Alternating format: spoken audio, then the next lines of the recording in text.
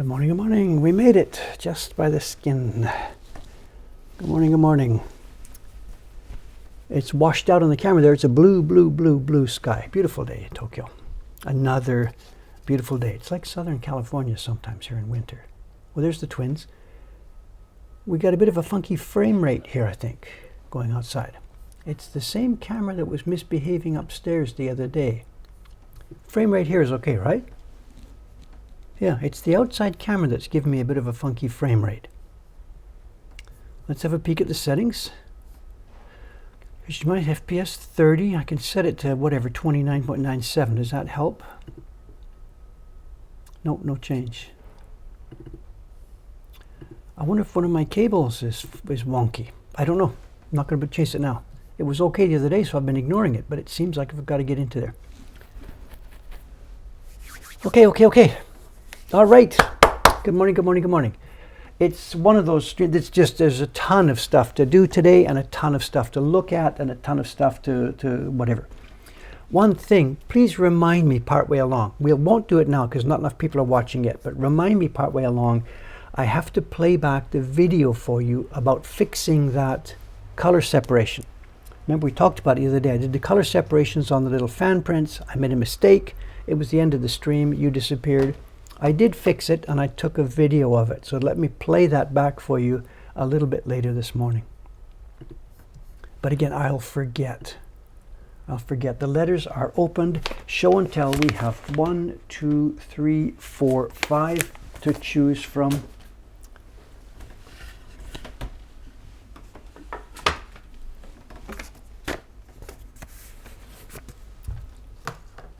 We have a ton of work to do here this morning, but it's still not going to be carving work. My carving job for January is still not set yet, so it's going to be miscellaneous desk type work, background type work. Something else the other day. A package arrived from Kawasaki-san. Remember, just when at the Takibin time, at the delivery time of the last stream, 2 little packages arrived.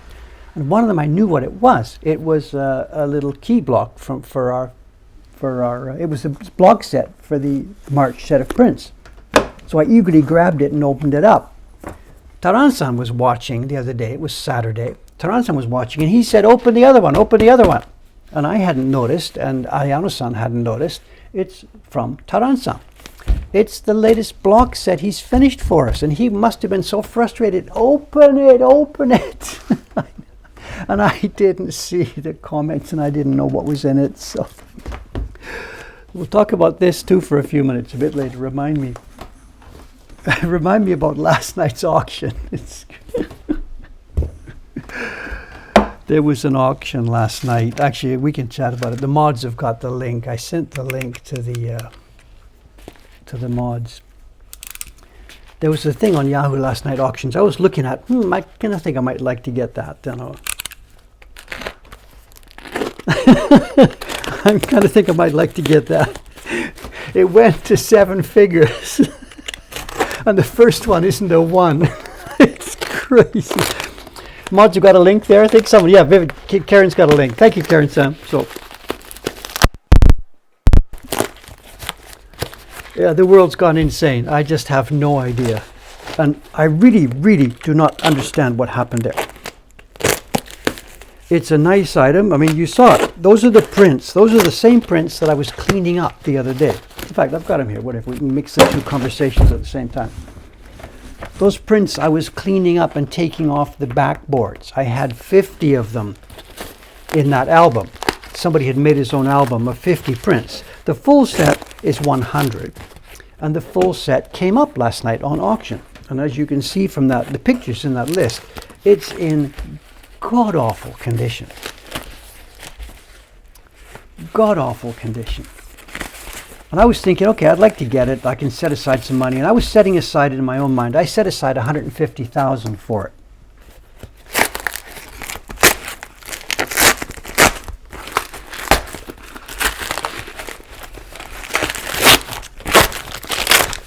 Taransa, what have you done here? Green tape, no. Taransa's not here. Good. We gotta train him about the use of green tape.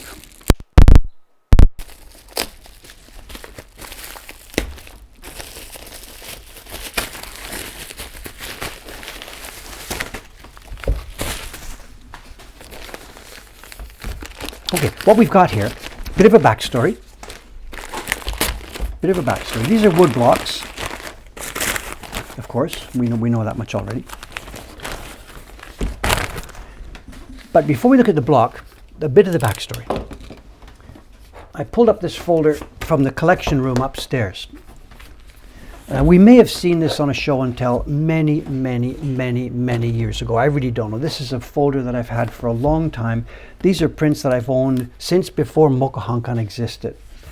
One day when I was in Jimbocho, I was in there browsing, and I came across a bunch of small prints like this. And the shop people had taken the prints. I don't know where they got them, but they had taken the prints and they had glued them one by one with actual real sticky glue. They had glued them one by one on the back onto cards. I think they were 8 at a time. They put them on cards. And there was card after card after card after card of them.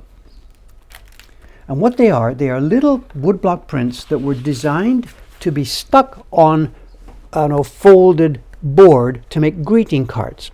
The greeting card will be printed on the inside, "Merry Christmas from Japan, wish you were here," or whatever, something like that.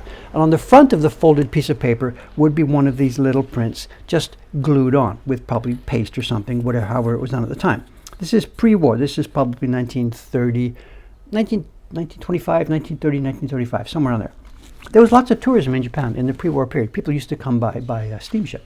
Anyway, long story short, I bought the whole batch.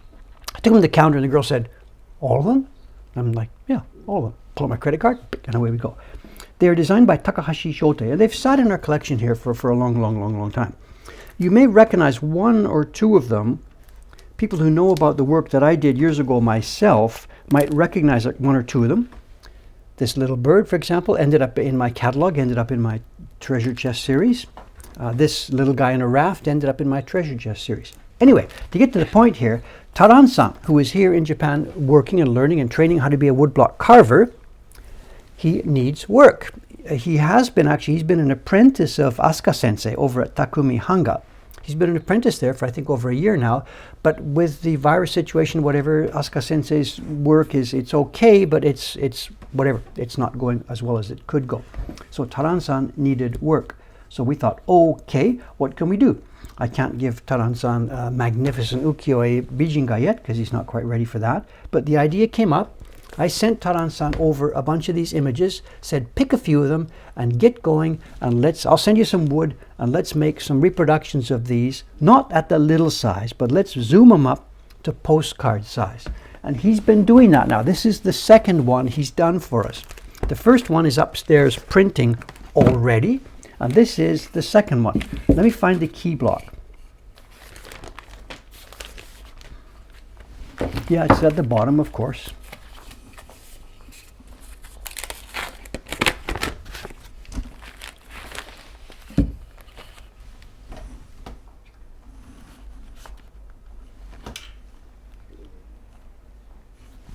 Oh, yep. Where's my...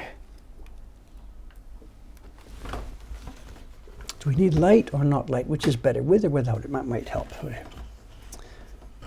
And it might be hard to tell what the design is. Let me find the design in the book and we can compare side by side.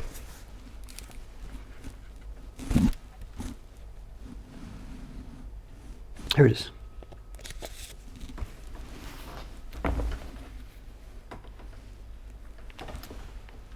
It's a little boat. I think it might be cormorant fishers. I don't know. I don't see any cormorants in there. It's very typical of the kind of print that was made exactly for that market, the 1930s. It's the quaint, exotic Japan. I mean, this is Japan of 1930s, industrializing, building battleships, and you know how the country is going. But the tourists wanted to see this kind of stuff. It's kind of a rudimentary Shin Hanga approach. Shotei got his start as an ukiyo-e designer at the end of the 1800s. But he ended up doing work like this. And we don't know who the publisher of this was. Again, it was just somebody making greeting cards. It wasn't one of the major art publishers. And Taran-san has chopped away at it. He's done the key block, of course, first. You get the idea. You see the guy sitting in the boat somewhere. Where's the man? Here. Sitting in the boat with the smoke going up. And then he has done a set of color blocks for it. And they're straightforward. You know, this is not rocket science. But Taran-san needs practice, needs training, and most of all, what he needs is to get paid. So we've hired him to do this. And the way we pay carvers, especially carvers who are not staff members here anyway, carvers get paid on a royalty basis at Mokuhankan. So Taran-san will not get payment for a single set of blocks and goodbye and thanks for all the fish and I'll see you again maybe later. We don't do it that way. What we do is we pay a royalty. So Taran-san is going to get for this, he's going to get a royalty for the first 100 copies that we sell. He's going to get 12% of retail price.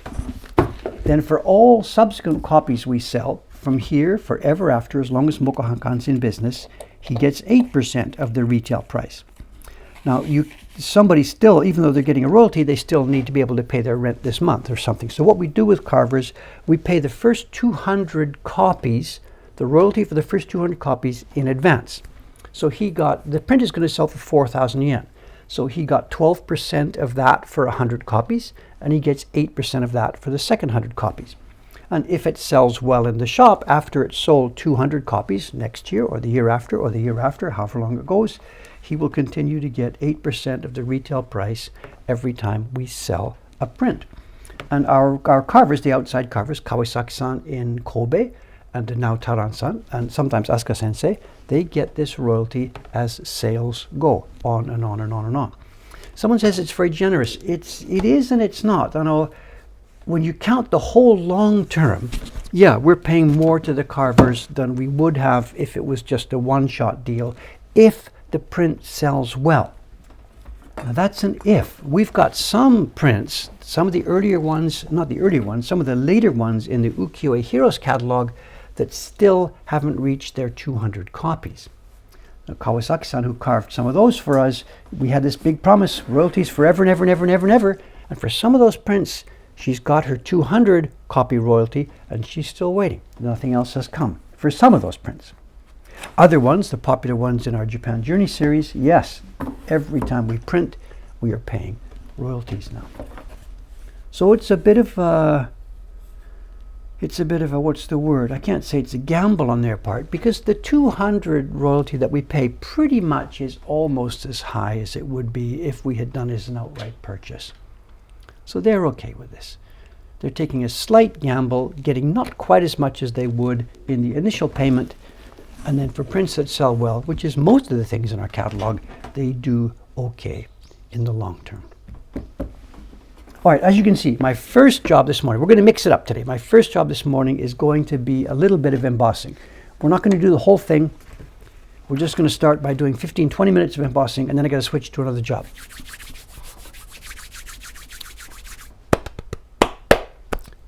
The assistant commentator, the lady was just here for one stream. She's not going to be here all the time. She enjoyed being here and being introduced to everybody. She's probably listening here today. And I enjoyed having her around, but I don't want to do it that way every time.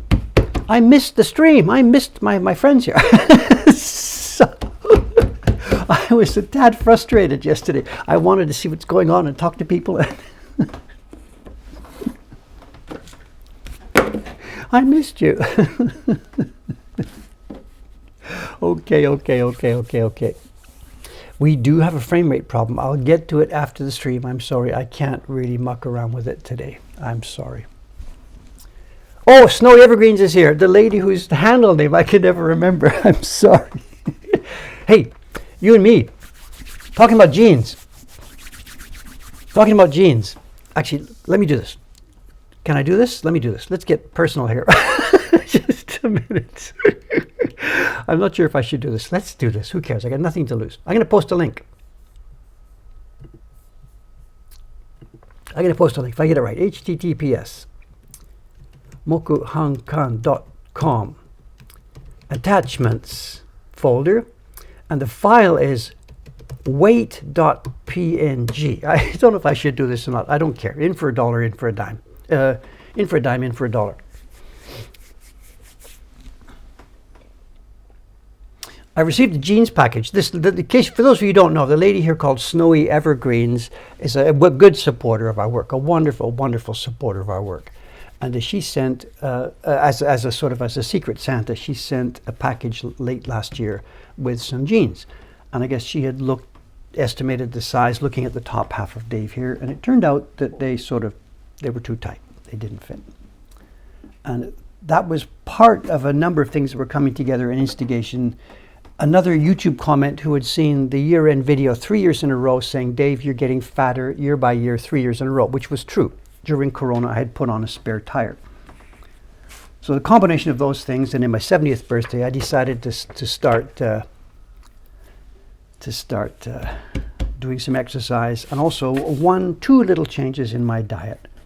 Just a minute, let me start doing some work here. My God, what is this? Just a minute, let me get this set up.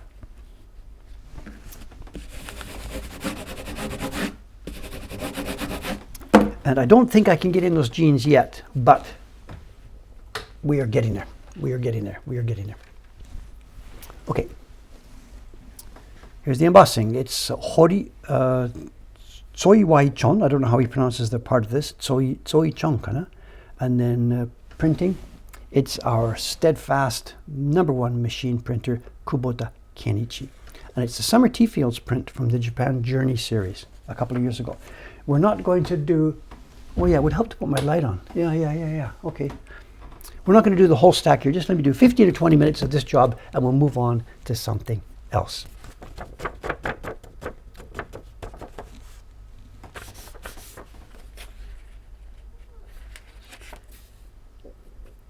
And the deal about fitting into the jeans, I don't know, the weight, swimming 15, 20 minutes a day does not give you weight loss to that level. I've changed what I was eating and drinking, and clearly I was snacking and eating too much. It's Corona, I guess, whatever. You just sit here all day. People are not around. You sit there at the computer screen, head for the fridge, grab a little something. Before sleeping, grab a little something. And I was just grabbing a little something too many times. So I've stopped grabbing little somethings during the day. And I stopped having a Guinness with dinner. And then the exercise every morning, and that's that chart. We'll see.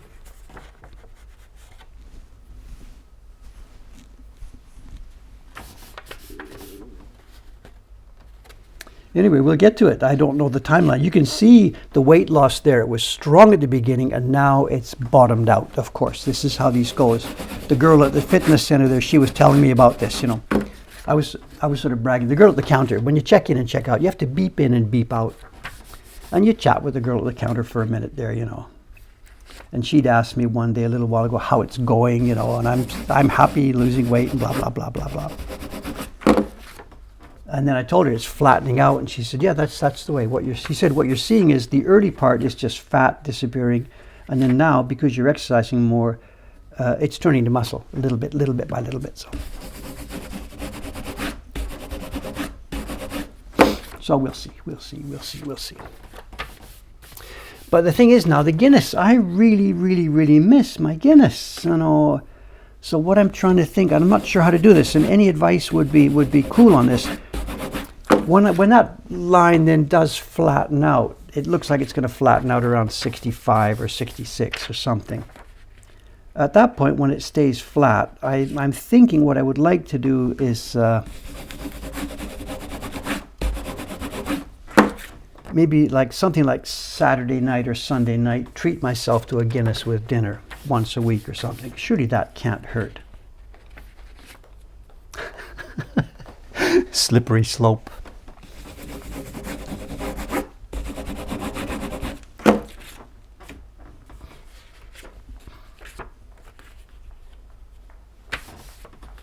Look at the brightness of this. Is that better?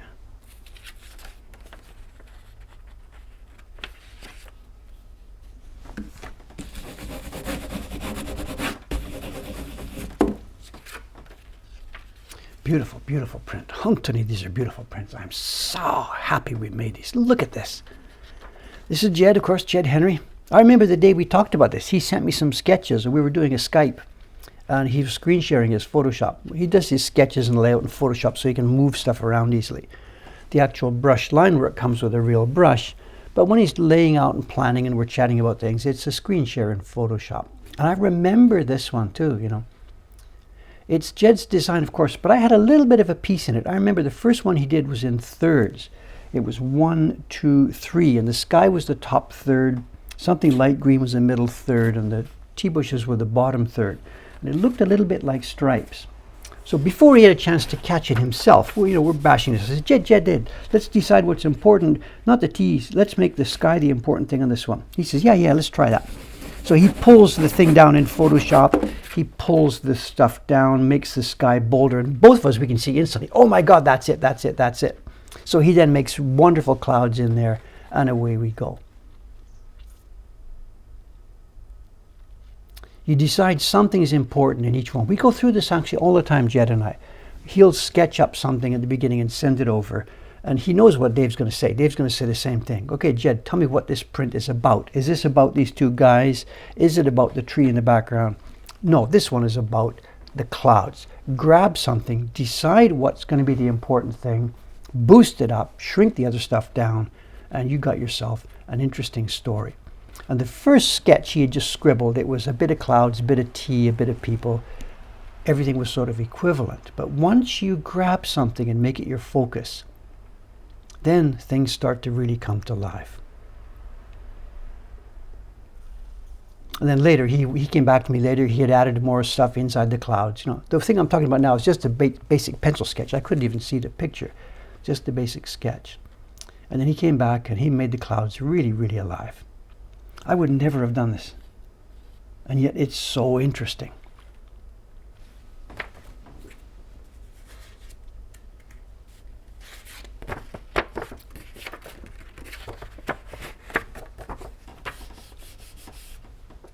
No, the T-field print, the one you're seeing now, is only part of a subscription series. I'm sorry. We've got a business model here that provides a stable income for our printers, and it requires making stable quantities of the prints again and again and again. Kubota-san here, he's done 100 of these things, and he's now moved on to the next one. This is number 6 in the series. He's moved on to this is number 7. He's moved on to number 8. I don't remember the numbers. Having subscriptions provides stable employment for our printers, and again for the carvers too. Chon-san gets his royalty on this.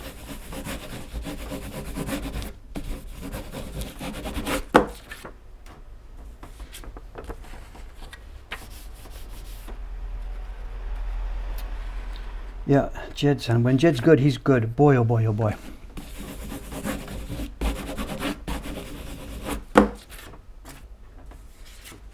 I'm so happy that that he contacted me years and years ago. He contacted me about this.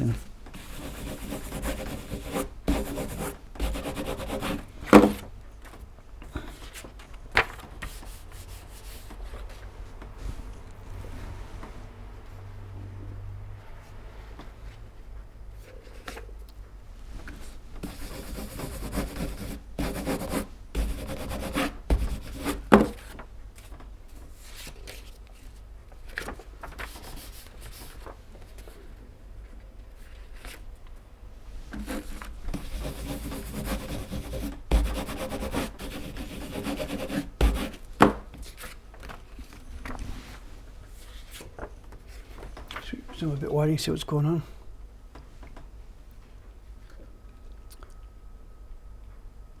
So we've got an in stack here at my side. There's here the board. This is a bit of water just to dampen them. And the out stack, I can pull it a bit closer if we like. There's the out stack. It's sort of backwards from our normal printing. Our normal printing routine, the in stack is in front of you, they come off onto the block. I've got it a little bit backwards today. It doesn't matter. This isn't real printing, of course. But it's the same concept.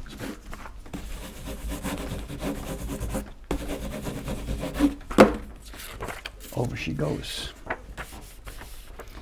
I'm doing this, a few seconds each copy. Kubota-san, when he's printing the colors, he can print colors at this pace, That guy is such a machine.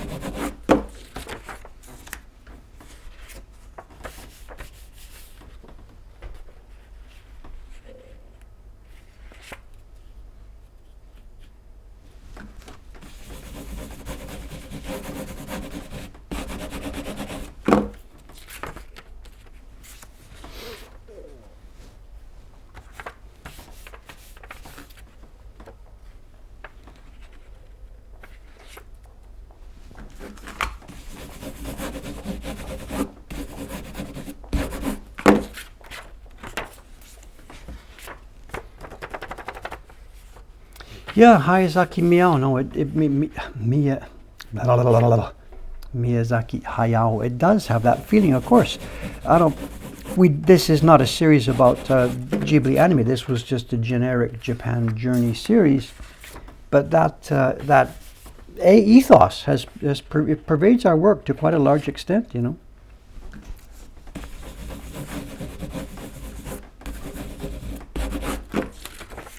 I was on a Skype call yesterday with Jed. We were chatting about the upcoming, the April set of small prints. He's doing, the April, the subscription series, current series. He's doing the April prints, and we were chatting just about exactly. In fact, I showed him this print as an example that we want to do another Japan Journey series. Probably not next year, but the year after, maybe Japan Journey Part 2. I don't know.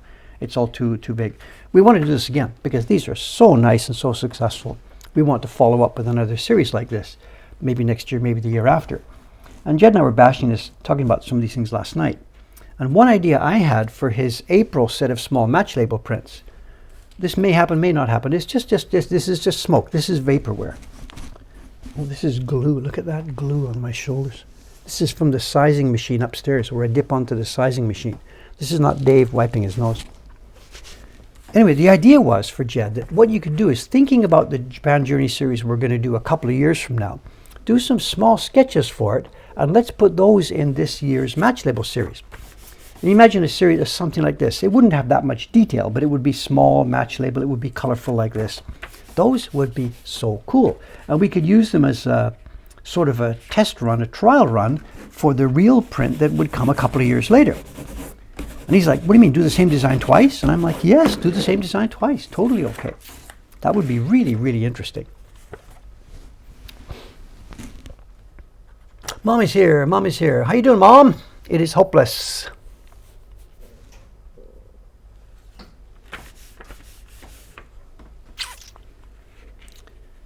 For those of you who don't know, the lady called It Is Hopeless, which is not her viewpoint on life, it is her viewpoint on trying to get a Twitch handle.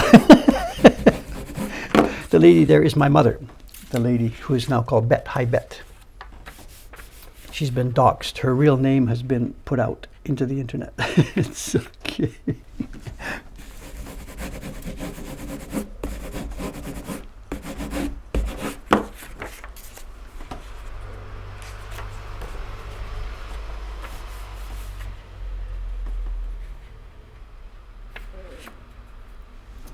Someone's asking, there's a big confusion here. Someone says, where is it? Do prints from old series still get sold once the series ends? Our subscription series don't end. Any given year, we do it from January to December, and then it rolls over into back issues. All of our subscription series are still available. We did Chibi Heroes in 2013, and people subscribed to it. Once it was over, we kept making more. Tsushima-san, our printer over in Ome, she is constantly reprinting Chibi Heroes prints. So all the back number series are available, of course. And when they're back numbers, they come in two ways. You can subscribe to them month by month, or because the prints are already all done, you can just get the whole package, bang. So this print is available two ways. You can subscribe to this series now as a back number still. I shouldn't be selling on the stream here, sorry. Or you can get the whole series, just bang.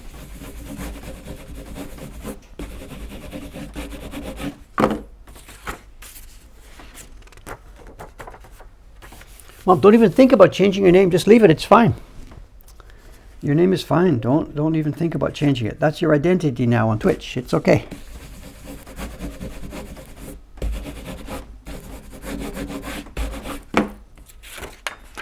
How's the weather over there in Vancouver today? Raining again, or snow?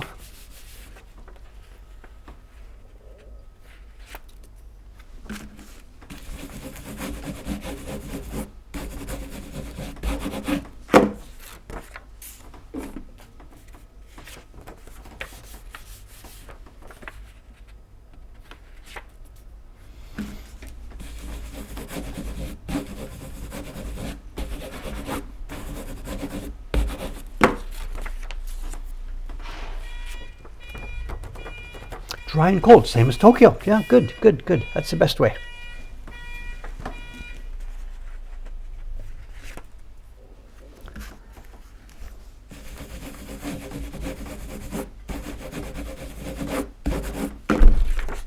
Those of you with video knowledge, at the end of the stream here, when I'm debugging this frame rate, what are the things I should be looking for?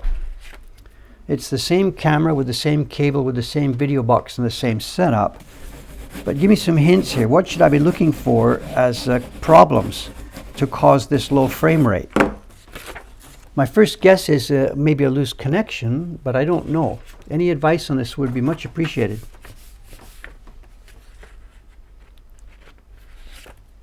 It's intermittent. Eh? The other day it was okay, today it's bad.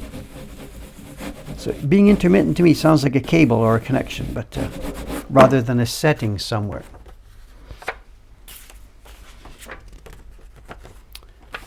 While turning it off and on again, it's outside, so I can't reach it right now. So.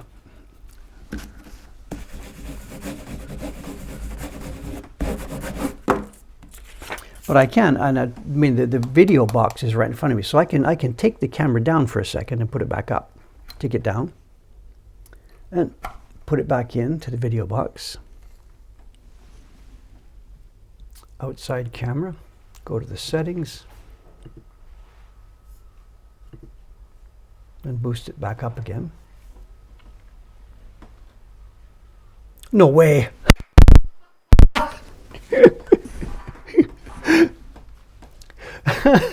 Did that really fix it? Look at this.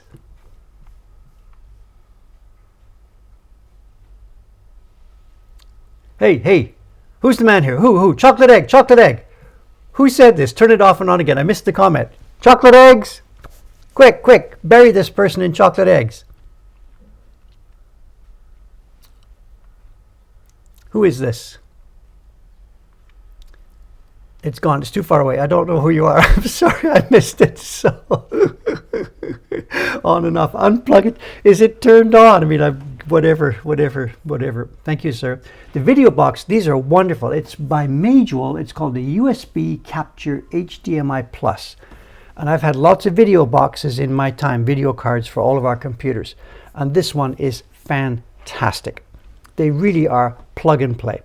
You just plug them, turn them on, and they just work 99% of the time. They just work. So temporary fix, don't celebrate too much, but whatever. Anyway.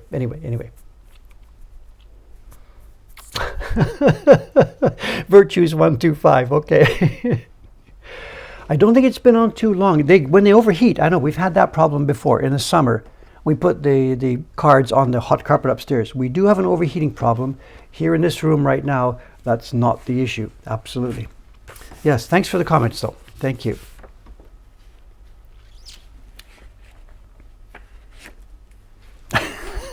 Turn it off. My mother's probably smirking at me now here, because when she has computer issues and I've got to talk to her, the first thing I come up with, Mom, have you, turned it back off and turned it back on? And she's like, yes.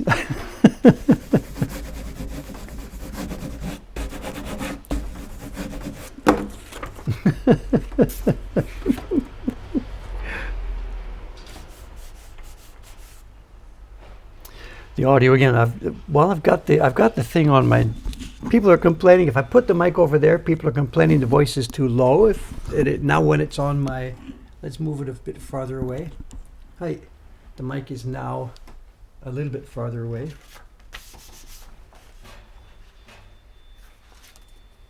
I guess I need better filtering on it. I don't know, something to stop the clipping.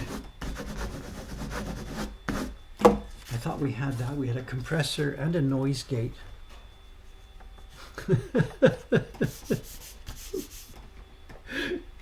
What's going on? Put it back. Revert to where you were. Hi. All right. Can you hear me now? How many of you know that joke? Nah, nobody out there. Nobody. Can you hear me now? My mother might remember that. If my brother was here, he would know that joke.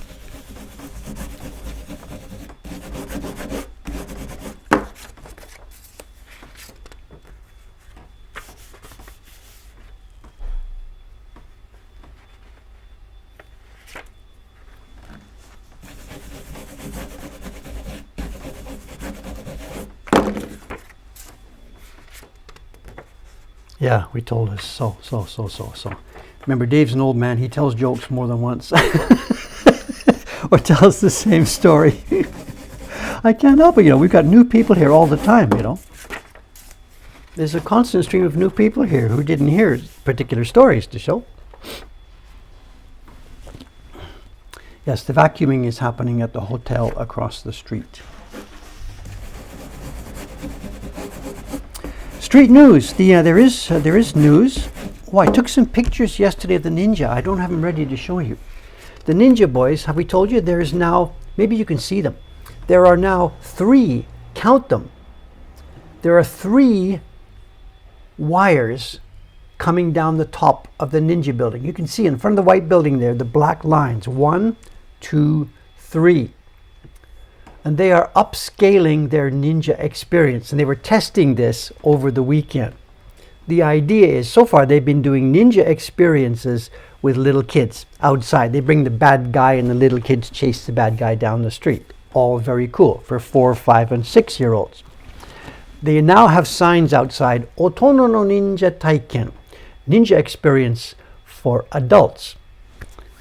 And yes, I talked to the guy, they are planning on taking people up to the roof and throwing them over the railing. And he is serious.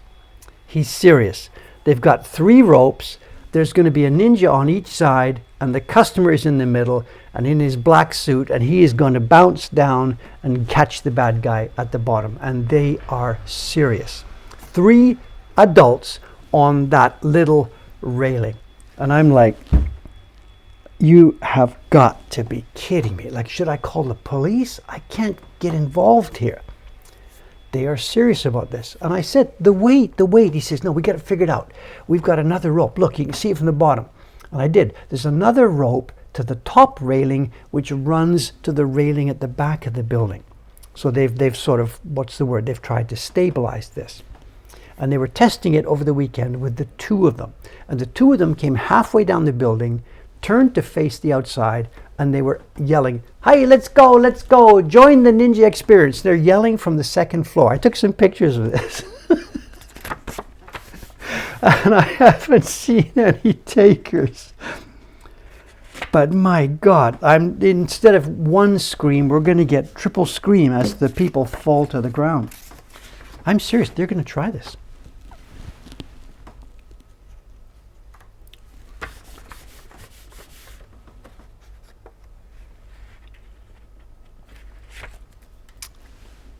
No idea. I know, judging by what I see there, they're trying to sell beer out front. At the same time, they're trying to sell beer while they're doing this. They're changing their business model on the fly. And this is something cool. If your business isn't working, you try plan B, you try plan C, you try plan D. But this, to me now, this smacks of desperation. They are trying everything in the book, so clearly their business model, I think, is really not working very well. But my God, selling beer down at the 1st floor and taking customers up to the 3rd floor and rappelling them down to the street. I mean, you couldn't make this up. This sounds like, maybe it is, maybe it's a movie somebody's making. I have no idea.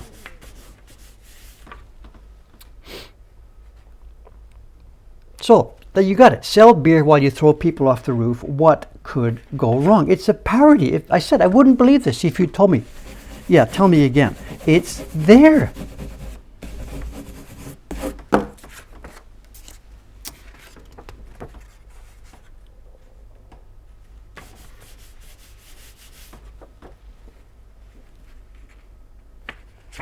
So I hope that I don't have any more further updates for you. I know.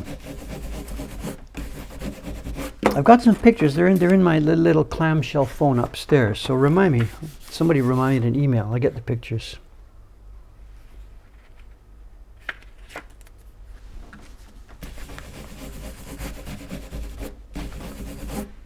In other neighborhood news, the shisha shop, what's it called? The hookah shop is gone. And the renovation, the next tenant is serious. There's a gang of people swarming. They're swarming that building like ants. The renovation, to me, it looks finished, whatever. They've done the inside, now they're working on the outside. And I guess the new tenant is up and running maybe by the end of the month. I don't know. I have no idea who's going in there. It could be a little bar, it could be anything. I haven't a clue who's going in there. But that renovation is nearly done. Then to the left of us, down where that black car is right now, on the left, the old t-shirt shop, which died when foreigners stopped coming. The building was empty for half a year or so. It is now under heavy renovation. The previous tenant ripped it out to the concrete. They ripped out the drywall, the framing, the electrical panel, everything. And the new tenant is now putting in an electrical panel, drywall framing. They're building it all up again, new toilet. I don't know who's going in there, but somebody's going in.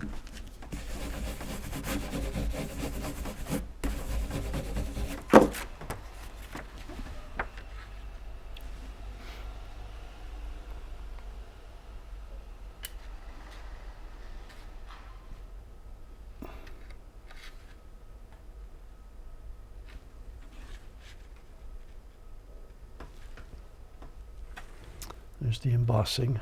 There it is. Horichon Suri Kubota Kenichi. The name of the print is also here, Summer Tea Fields. For those just joining or whatever, this is one of the prints from the Japan Journey series that we made a few years back. Now running, it's now in reruns. Is that the expression? The series is now in reruns. Still selling very, very, very well. Well, somebody's talking about jumping from our roof too. You know, when I was chatting with these kids the other day about this, you know, I said it might be safer. What you could do is take one of those strings of yours, run them across the street to our roof, anchor it here, and then do slackline back and forth across the street. That might get you something, you know.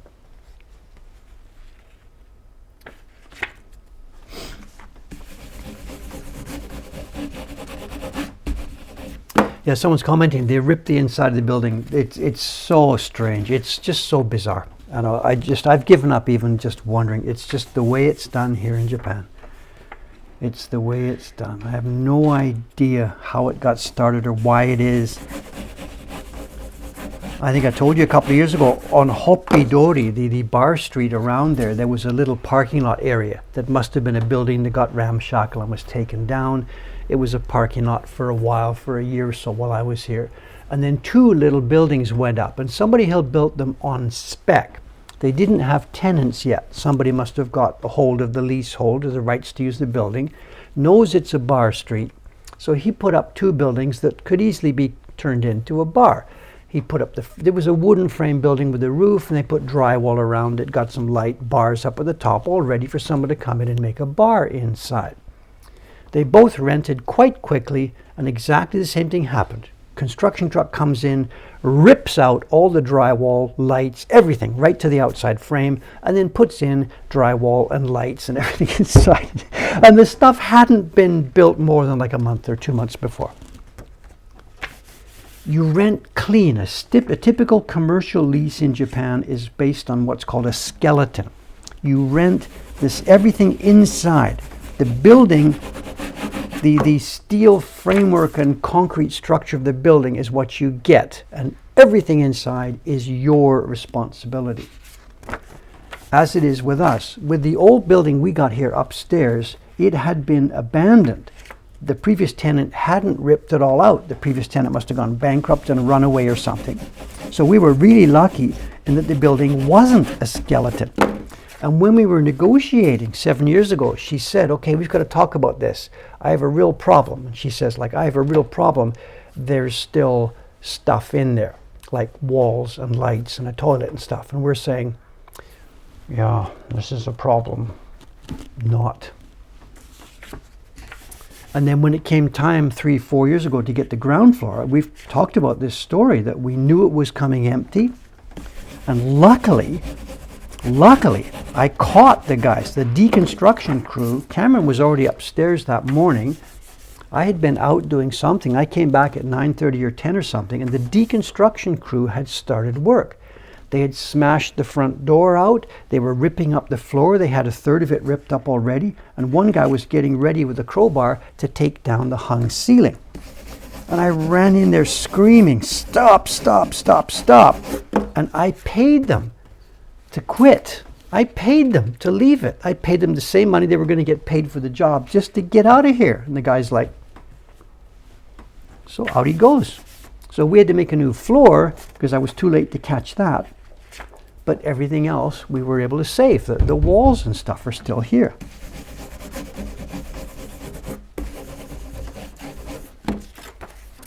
We ourselves then took the toilet out. Someone's saying, do you think she'll ever sell you the building? My thoughts on this have changed over the past couple of years. You know, maybe 2 years ago or 3 years ago, we're talking on this chat about this. Should we try and make an offer to her for the building and stuff like that? We have learned a number of things in the intervening time to make me think that is not a good idea. Not a good idea. We've learned more about zoning and about restrictions on construction and things like this. The building itself is at end of life. The next fairly strong earthquake, it will be condemned. So the building itself, the land rights are valuable, but the building is worth nothing. And if it got condemned, that we weren't able to use it, it's not possible legally to build a similar building in this same footprint now. The new regulations require you to come back from the property line. This building is built to the property line on all 4 sides. It has to come back 50 centimeters on all 4 sides. So we lose 1 meter in width of our 3.5 meter wide building. Problem number 1. Problem number 2 is because we have staff and or customers higher than the 2nd floor, a new level of fire regulations kick in. When you're just using staff 1 and 2, if you're living upstairs, no. But if staff or customers go higher than the 2nd floor, another level of regulations kick in. And you need external emergency staircase. Or you need a 2-way up, down department store staircase inside the building, no more than 30 meters from the front door. There's a whole bunch of very sensible regulations. The building isn't wide enough to do an up-down staircase crossways, so the up-down staircase has to be the length of the building. We lose the back third of the entire building, 1st, 2nd, 3rd, 4th floor, whatever we go to. It's just not practical. There's more. There's the elevator rule. If customers and or staff are going up higher than the 2nd floor, they of course need an elevator. Again, common sense rules, wheelchair people, stuff like this, of course. I'm not arguing about the regulations. That means an elevator. That's another huge chunk. We lose well over 50% of the floor space of the building. We have nothing left but one of those narrowest buildings in the world kind of a situation. It's just not practical for us. Then on top of that, something else comes in. And you know about this. You've seen the news, all the stuff, the Antarctic glaciers, whatever, they're decaying faster than expected. And whereas it used to be that the sea level rise was now predicted to be X feet in 100 years, we're now predicting X meters within my lifetime. And these are sensible predictions that are believable. This land is at or below sea level. Where the Marugoto building is below sea level. That used to be Hyotan Ike, the famous pond here in Asakusa. We are at one of the lowest land places on the west side of the Sumida River. Waterfront property, when the water level is up there. This is not looking like a good idea to spend the $2 million or so it would cost to buy the land rights and put a new building here. And then on top of this, I'm 70 years old. Like, none of this is adding up. None of it. So are we going to be buying the building?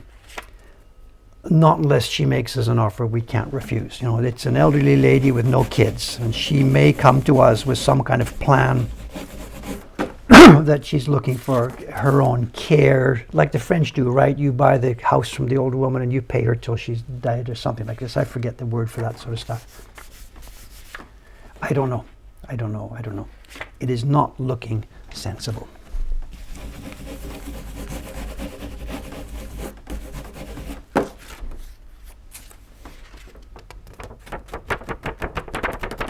Yeah, reverse mortgage, something like that, yeah. Well, the contingency plan for us, again, the more and more I was thinking about it, this is kind of our brand. This building, the big Baron sign outside, being in Asakusa, this is our brand. That's okay. But we have learned something else over the past few years, very, very, very important. We don't need to be in a high rent district. At the moment, this street and the nearby streets are very, very high rent. Our own rent is pretty good because she's a very nice lady. But this is a high rent district, but we've learned we don't need it. When we were open 2 years ago, people come to us, they don't come walking down the street, oh, look at that, it's Mokuhankan. They came watching their phones, where's the map, where's the map? We could be on a back street, cheap rent, we don't have to be on an expensive front street. Everybody's going to come to us anyway. We do need to be in this district because Asakusa is our brand. People come to us, visit Sensoji, go to see Kaminarimon, have some beer, and that's their day in Asakusa. So we do need to be around here, but we don't need to be on the front street in an expensive rent building. And I didn't really realize this until over the years, people saw the documentary, they watch YouTube, stuff like this. People will find us. The whole dynamic of a city and the retail shops has all changed these days. It used to be if you needed people, you needed foot traffic, you needed to be on a main street, the rents were high. It ain't like that anymore.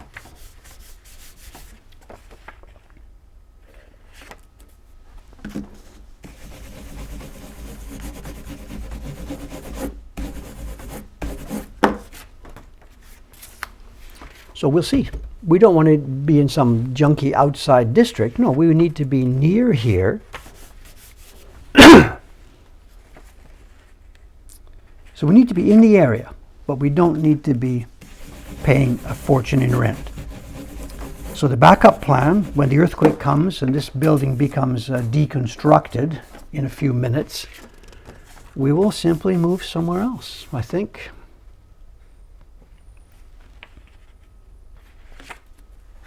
We'll see, we'll see, we'll see, we'll see. Play it by ear, of course.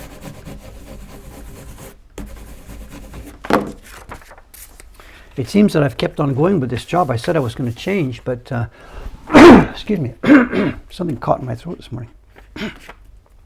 Gotta have a drink of water, please.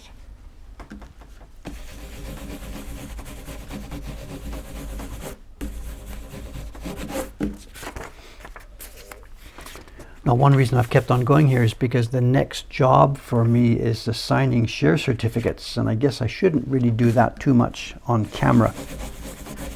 Show people's names and stuff like that, I don't know. So, I spent the weekend updating Patreon. The Patreon chibis, 200 more went over to Teiko-san. Patreon share certificates, I've caught up now. I'm going to be signing 13 share certificates today and mailing them out. And then the Patreon Nengajo, the New Year card for December's group, I haven't done yet, and that will be done now over the next couple of days. Oh, and also, where I can't reach them, Patreon people, if you're on the Patreon, please, please, mostly they're young people on Patreon, they move a lot, and nobody remembers when you're moving to update your address in the Patreon system, of course. Please let us know. Please. The ones that bounce back to us, I don't care. We just put stamps on, we call you, find your new address, we mail it out. The ones I'm worried about are the ones that don't make it back to us. So they're out there, they've gone there, you didn't get it, we didn't know about that, and your address is still wrong. So if you have moved, please let us know, please.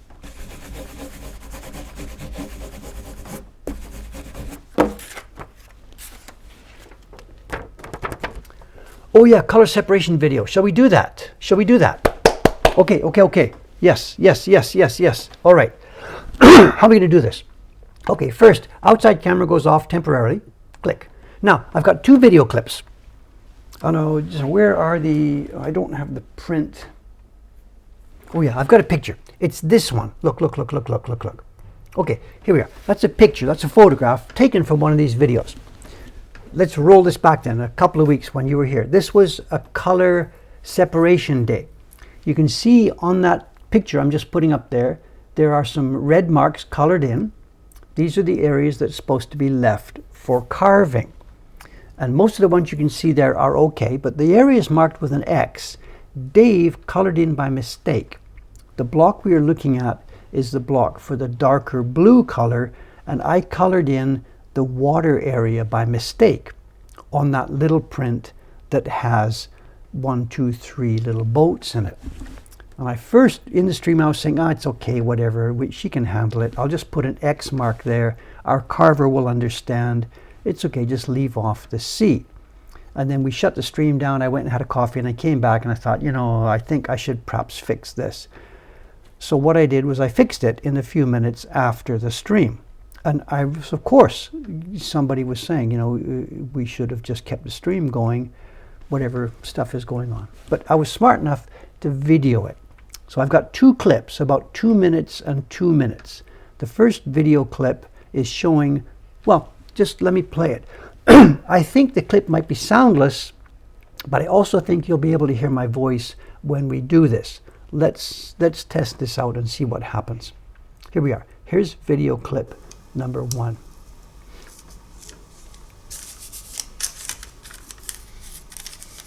Can you hear any sound from it?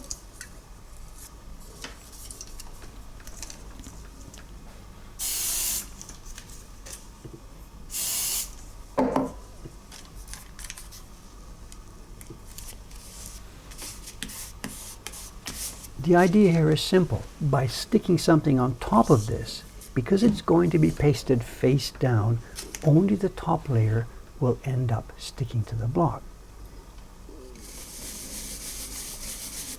So I just put another piece of Gampi. I didn't cut away the bad one first. I just put another piece of Gampi on top. And now we are going to print again, just that one corner. We don't need to print the whole thing.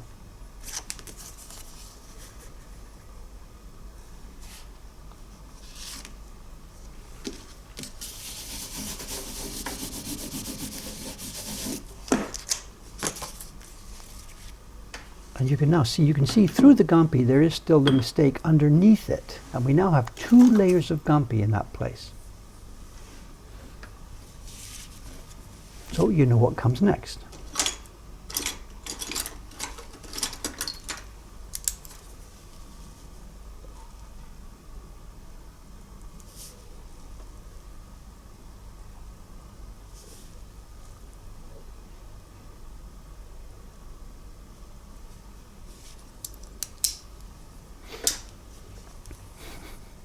It feels funny watching myself do this. Yeah, we do this all the time. Hokusai did this. There's a bunch of hanshita in the Victoria and Albert Museum. And in fact, there's some of the hanshita in the new book the British Museum has got. There is layers and layers. You can see where somebody has pasted new Gampi on top. There's a wonderful example in the Victoria and Albert Museum, one of the 100 Poets prints that Hokusai designed. There's a woman walking on there.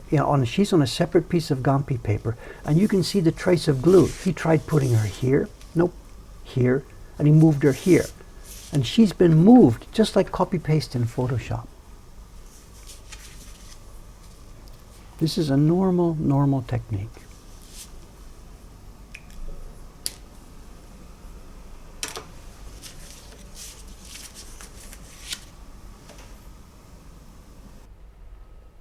Okay, I think that one's finished. So let's cut that one off then, and let's see part 2.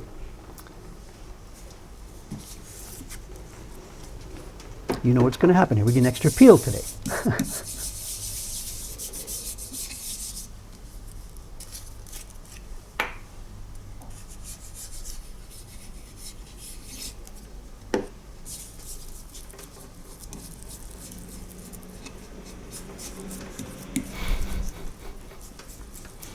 No, I didn't make the same mistake again. So.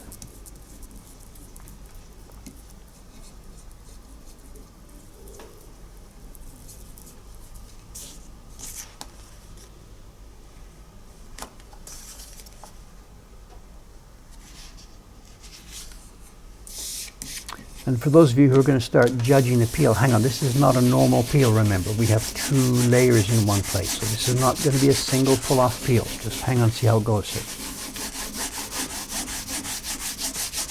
not a single peel.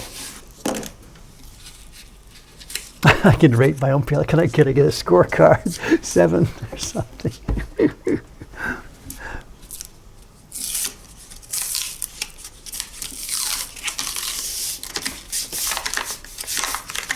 Making excuses. No, it's a different setup. You can see here. This is fingernails. My fingernails rubbing this stuff down.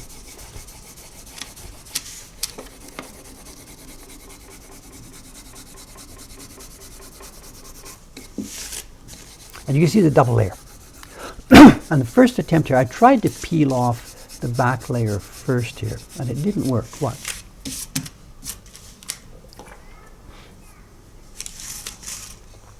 Dave nails it. That's what my fingers are for. So, what I thought I would do here is this.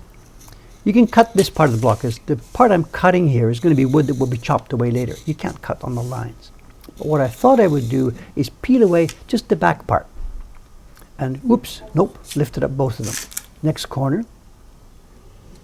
Whoops, lifted up both of them. I went to every corner and it peeled both of them off, so I just gave up. Okay, it doesn't want to come off, just leave it. Just move ahead with the peel. I tried 3 out of 4 corners and just gave up.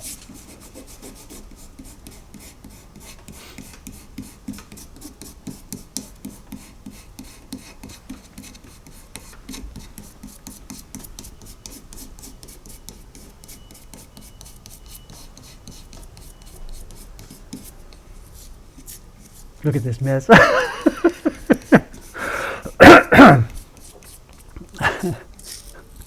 And here we go. We're going to go around that corner.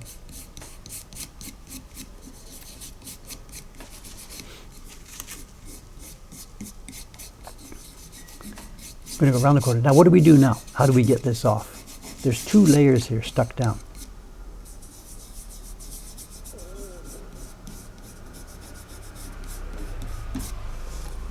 And I realized at that point the 2 layers were really stuck together. So here we are. They're coming off together now. Watch. This is peeling off the back paper and the peel. So this is actually now 2 pieces of Gumpy stuck together. Out she goes. And there we are. There we are. Back now to normal. Color transfer mistake, properly corrected, and nobody would ever know anything had happened. So you can do this with your separations or with your hunched up. Oops, off. You can paste them up as much as you want, because it's only the top one that gets pasted down to the surface of the wood. I'm sorry this has been so long. I did that thinking I would show it on the next stream, and just whatever, we just forgot about it. One thing came up and another thing came up, and there we were. And it was, it just got lost. So, good. So this is cool. We can have video inside video. We could do this more often. You know, I've got a collection here on my hard drive of old videos. You know, we've got a video from the Adachi workshop in 1955 or something. There's a picture, a video about 10 minutes worth of ogurahanbei carving.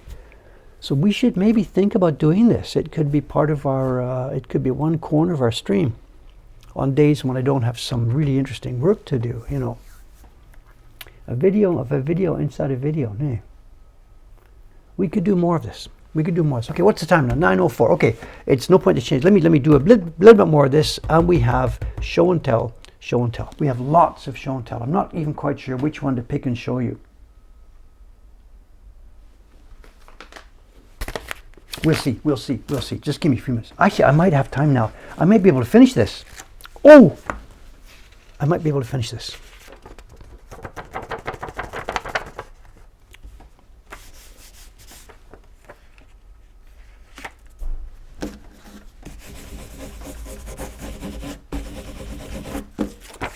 This is a new version of the Broadcaster software. I'm using the OBS Studio. I know on my older Mac, I had an old version of the OBS software. And it would do some stuff and it wouldn't do some other stuff. But it looks now like this software is really, really useful. It's got stuff like this. I can take those 2 cameras and I can switch them. Just like that. Bing.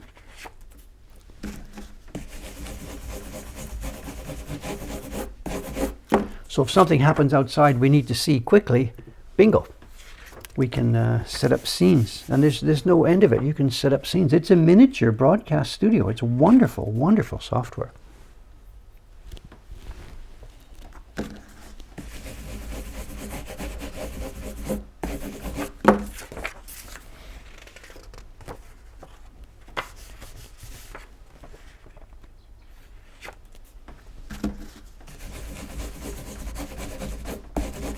Well, someone's asking I should do outside streams. I know there are lots and lots of streams from Tokyo now. It's a real big deal. You could just go to Twitch on any random time of the day, and there are people streaming walking around Tokyo. It's pretty much just a thing now.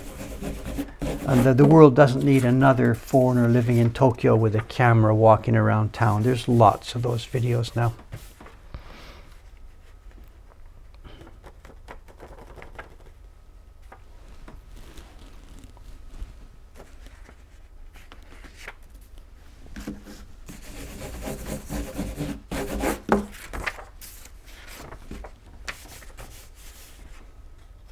I'll move the desk outside, Nanny. OBS, I don't know if it's open source. It's one of those, download it and use it. I don't know if it's open source to the extent that anybody can change it. I don't know. Move up to the roof. Yeah, there actually isn't a good view. I don't know, John, have you been up to the roof while you're here? There is really no good view. There's a railing there and there's a balcony. We can't actually see down to the street easily. From the third floor balcony, we've got a wonderful street view, but from the roof, we really can't see the street here much at all.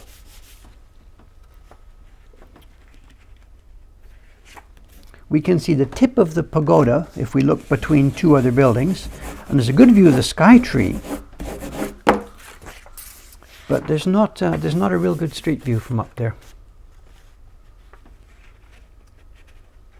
I know from the street nobody knows what's going on in here,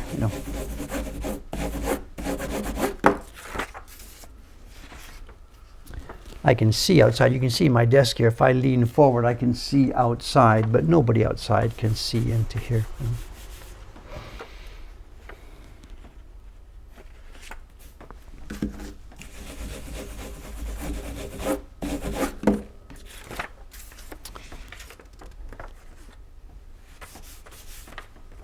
John says we can see the Asahi Beer. Not anymore. There's a new hotel went up in front of Asakusa Station down there, a tall 12-story Tobu hotel, which blocked part of our view of that stuff.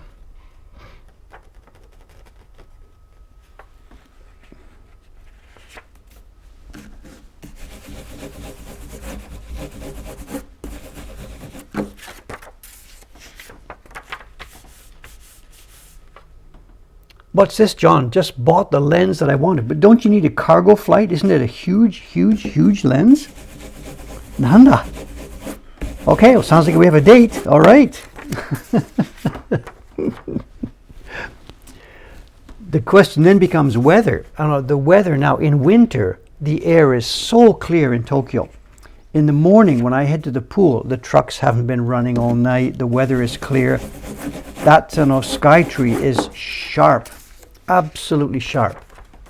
So if you were going to try that project again, it would have to be winter, sunny day, early one morning, before the town gets smoggy, whatever time they open.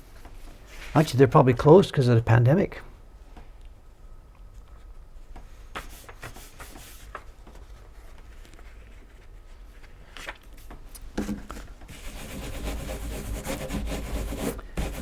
We're still getting mails. I got an email yesterday. I haven't answered yet. Somebody wants a print party in June. They're living a fantasy life. If I was a betting man, they're thinking that Japan's going to be open, is their little bet. And of course, I have no inside track. I have no knowledge whatsoever about this. Nobody does. It's changing day by day. I would bet heavily the other way, that there's no way any tourists are coming to Japan in June. And again, of course, I don't know. None of us knows where this is going. But absolutely, I would not think that's going to happen. We're just laughing. I told the girls upstairs, and they're just like, "What? What has that person been smoking?"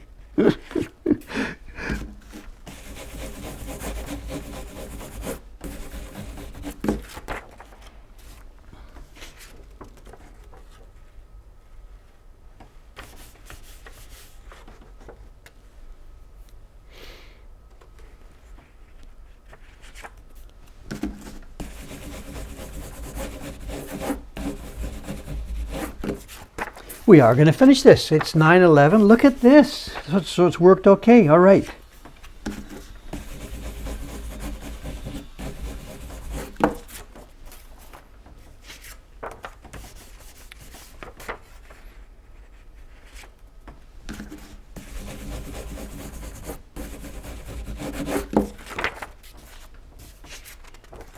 Two sheets left.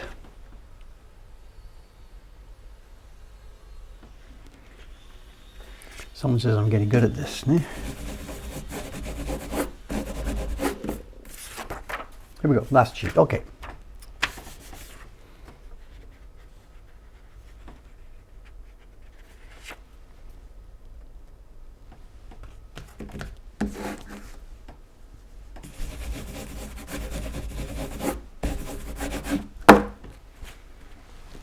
Okay. Thanks for your patience with work that is not really super Japanese printmaking work. Sometimes we do it on this stream. The core of the stream is really carving. I know this last few weeks I have not had any carving work on my desk. There is a whole bunch coming up soon. So if you're a new viewer here and you're disappointed because it's not real printmaking work, just please hang on. There is lots of real printmaking work coming up very soon. But in the meantime, just I have to cover the work that I have to get done. So I'm sorry. Dave, I booked a haircut trip to Ome last week. I told you. The NHK was scheduled to come today. Today was supposed to be NHK Day here. They canceled because of the quasi-lockdown we're under. So I booked a trip to Ome last week. I phoned her up. I think I told you. I phoned her up, said, "Hey, I got to come. I got a TV program." She just laughed at me. No go. She slipped on the snow a couple of weeks ago and broke her shoulder. so it's one thing after another. First she gets heart surgery. Dave can't get a haircut. Then she slips and breaks her shoulder. Dave can't get a haircut. You don't believe any of this. It's true. It's true. And she laughed and laughed and laughed when she told me. So she's okay. I guess she's in a sling or something, all tied up.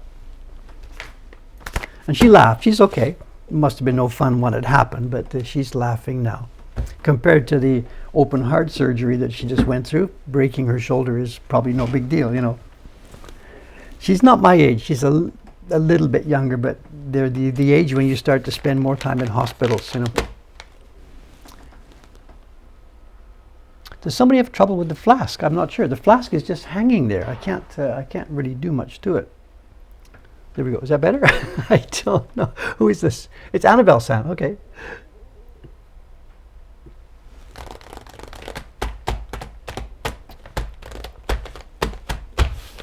Someone's saying, how do we build up the audience? I don't have any idea. You tell me. The other people on the chat here can perhaps, I know, can perhaps tell.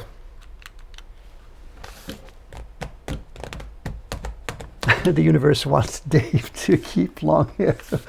Okay, as I said, there are the show and tell stuff now is just, it's stacking up. And I told you before about the problem. When something arrives, the guy doesn't get paid for it. These are auction goods. I've bid on auction on these. And the system is an escrow system. So I've paid in advance. So to protect the buyers a little bit, the seller doesn't get paid until the buyer has clicked the button that says, okay, I got the goods. So when I get something and I'm thinking, yeah, I can use this on show and tell next week, it doesn't work. After 2 or 3 days, the guy is broadcasting, hey, click the button, click the button. So either one of two things has to happen. I have to open it up and click the button and verify it's okay, and then we can't do the opening on show and tell. Or I can just click the button anyway, thinking it's probably okay. And that's what I've been doing the last few days. I've just been clicking, oh, it's okay, it's okay, it's okay. And who knows, one day we're going to get a box of rocks. Whatever. And I've got a big one here. It's a massive one. It's a box. It's like just whatever. It's another huge Tokaido set. And I just clicked the button saying, yeah, it's all right.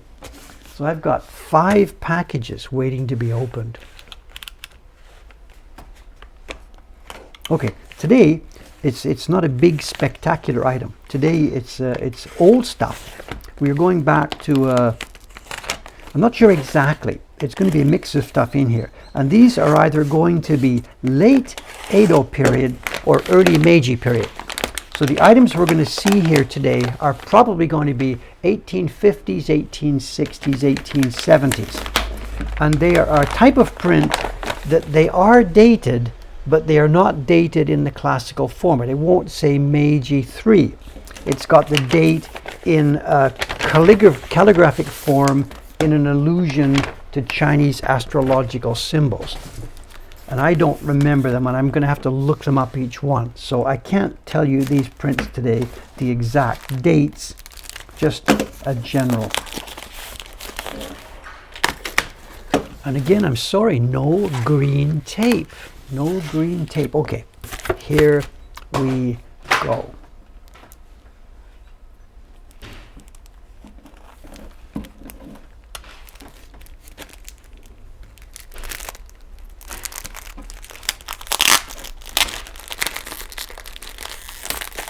Take it easy, take it easy. Sellotape, sellotape. Some guy came up with some old Meiji era Surimono prints. Now these are not the same type of Surimono prints I showed you last week. Remember we had the Chinese emperor climbing the stairs to his concubine. These are not that type of Surimono print. These are, they look like the annual presentation Surimono print from people in a poetry group. Let me click one of the auctions here so you can see what's going on. Let me find an auction listing here. One sec.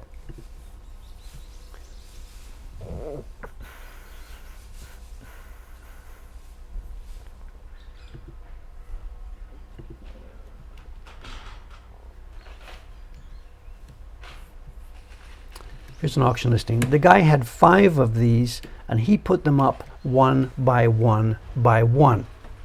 So we have in the middle here, we have 5 prints. And they are beautifully, beautifully soft Japanese washi. And as I said, they are presentation Surimono from poetry groups. And there are different sizes. This is the smallest one. And what we have, you can see what's going on. It's a minimal little image.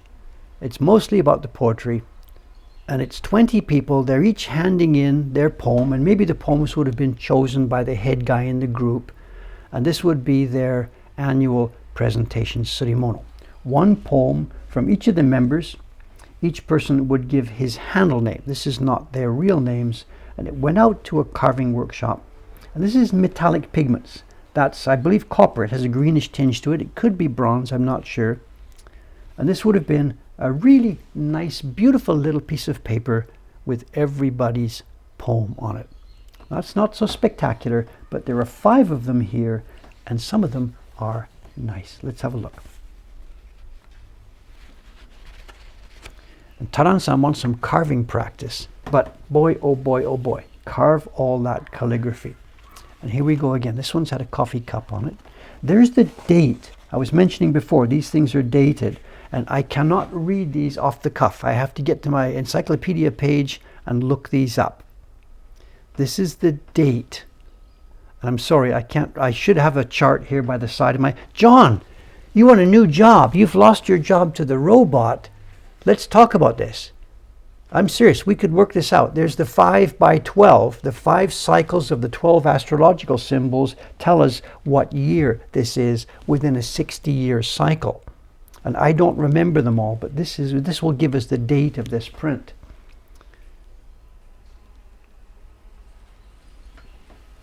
So the bot thinks it's smart. It can't handle these, but neither can I. And we've got poetry, and at the end of it here, there is, it's Mount Fuji. And the Mount Fuji is in silver. It's with silver and with embossing. And this would have been really nice and attractive when it was first made. Not so much now.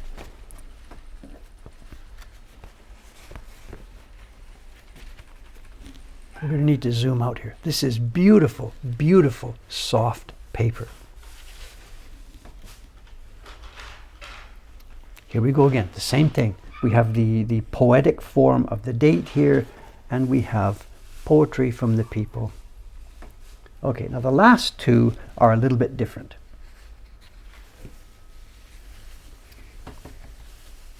When I saw the package arrive, how small it was, I thought, you folded these damn things. And he folded them because they had been folded many, many years ago. Here we go. This is a Surimono print, commemorative Surimono print, one poem from each person in the group, along with a picture. You want to be the carver that gets this. Okay. And how long would it have taken him to carve this? No idea. My guess is 3 blocks. It's one set of blocks for the picture of the Kiyomizu-dera, the temple in Kyoto, and maybe this group was 1 block and this group was 1 block. I don't know. I have no way of telling. And this one, they're printed quite heavily. Usually the poetry on these surimono are quite light and delicate. And this one, this is printed quite hard. This is later, I think. This is mid-Meiji. Those first two I showed you could possibly be late Edo. This one, I think, is mid-Meiji. The calligraphy is quite hard.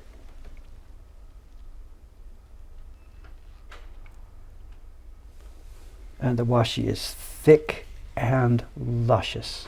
Absolutely thick. This is what's called hoobosho, and this is the kind of paper that was not used for normal ukiyo-e prints because it was just way, way, way too expensive.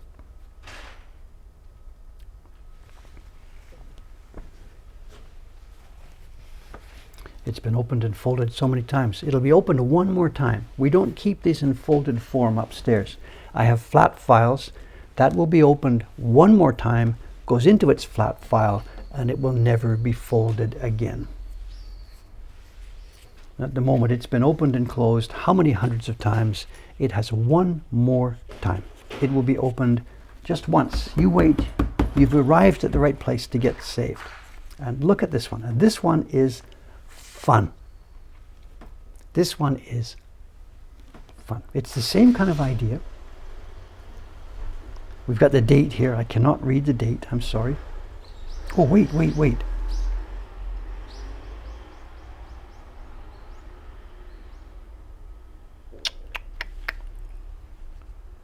No, I can't read it. It's written in both forms, I think. No idea. Just keep quiet. And what somebody has done here is somebody has tried to translate this. Not into English or anything, but some previous owner of this thing. We have two things here. Where my finger is here, this is the printed text. And here in the different scribbling is somebody has read this and tried to put it into a more modern, readable form. This is also very, very old. This is not something that's happened recently. This is way, way, way back. So you can see the similarity. Somebody has gone through this and tried to read it, and he scribbled on the front of it. So it's a little bit of an example. Remember, this stuff is not worth anything. You and I, whatever, look at this thing now as a nice little interesting antique. But the guy that got this, it was nothing. It was just, the Sunday newspaper. And here he is. He's tried to read these and put the readable version. Or maybe he's done calligraphy practice, because now that I look at it, he's copied the kanji in the same format. The lower version is no more readable than the top version. Not at all. Not even remotely. In fact, it's a bit less readable. I don't know. So it's more like just calligraphy practice, I guess, or for fun. I don't know. I have no idea why this person would do that. As to what the stain is, it's probably soy sauce. I don't know. It's some table at some banquet. It could have been right there at the original, these guys have these meetings. They meet up once a month, every now and then, the yearly meeting. Here's the presentation meeting for the yearly surimono. They've got tables and soy sauce and food and osake everywhere.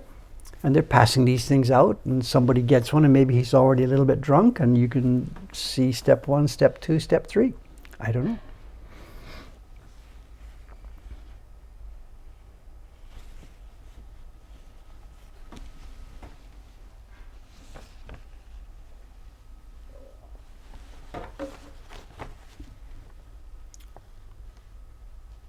And this is actually, that's exactly what these meetings would have been like. There you are. It's a big, wide tatami room with lots of people around. Little trays being brought in with the food. This is the drink. This is not the tea. This is a hot kettle to heat up sake. And that is a sake cup. And sort of what's happening here, 2 or 3 sake cups on top. There are various regions of Japan. In fact, this is interesting that this comes up today, because there was a story in my newspaper just yesterday.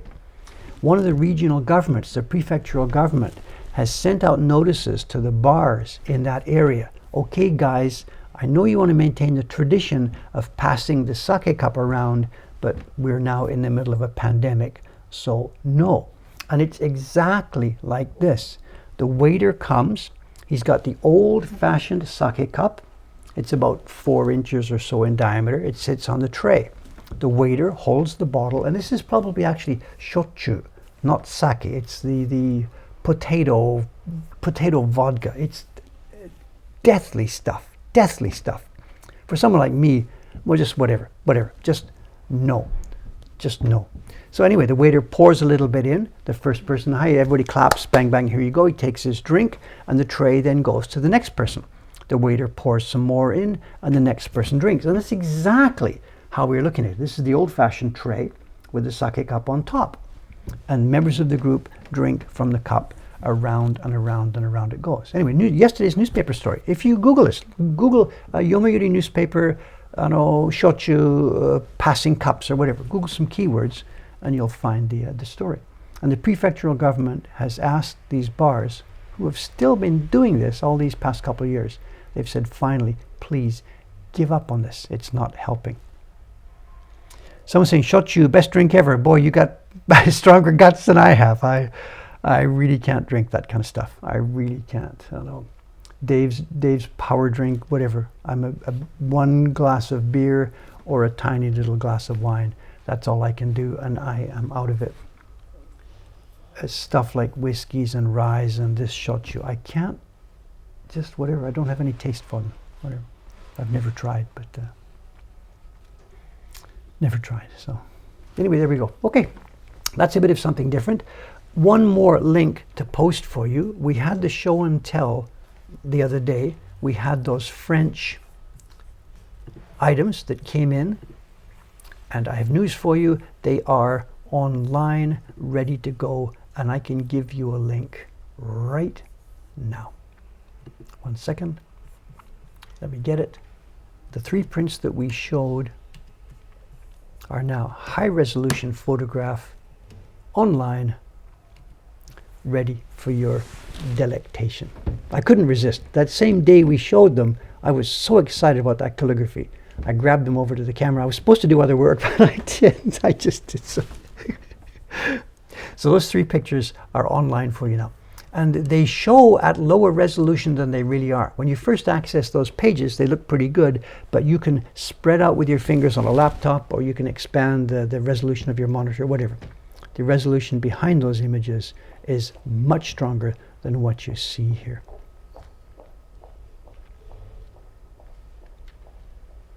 Okay, there we are. I've had fun today. It's going to be 3 days off now. I'll be back here on Thursday.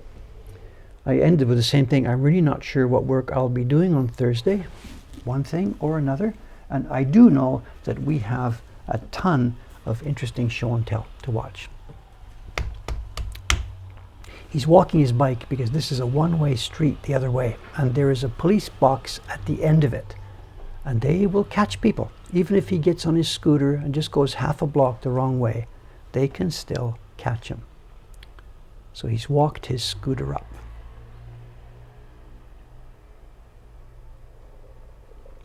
Look at those ninja boys. 1, 2, 3. 1, 2, 3.